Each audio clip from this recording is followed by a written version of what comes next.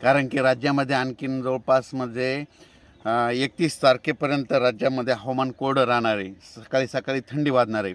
पण राज्यातल्या सर्व शेतकऱ्याला सांगू इच्छितो, आता लातूर जिल्ह्यात आलो आहे म्हणून या लातूरकरांना सांगू इच्छितो की ज्यांचं हरभरं काढायचं आलं असेल तुम्ही काढून घ्या.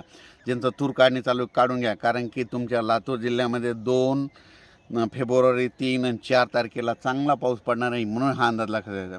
सांगायचं झालं तर राज्यात हा पाऊस म्हणजे पूर्व विदर्भ, पश्चिम विदर्भ, मराठवाडा, उत्तर महाराष्ट्राकडे चांगला पडणार आहे.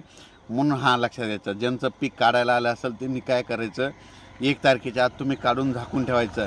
कर्नाटकमध्ये देखील तंबाखू काढणं चालू आहे. त्या शेतकऱ्याला सांगू इच्छितो की सध्या 2-3 दिवस तुम्ही काही काढू नका. कारण की 4 तारखेपर्यंत काढू नका. 4 तारखेपर्यंत कर्नाटककडे देखील पाऊस पडणार आहे. म्हणून ही लक्षात घ्यायचं.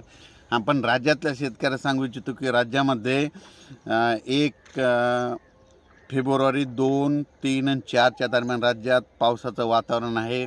सर्वदूर पडणार नाही, भाग बदलत पडणार आहे. सगळीकडे पाऊस अवकाळी पडत नसतो, तुरळक ठिकाणी पडतो. म्हणून हा अंदाज लक्षात द्यायचा. अचानक वातावरणात बदल झाला तर लगेच एक मेसेज दिला जाईल. धन्यवाद.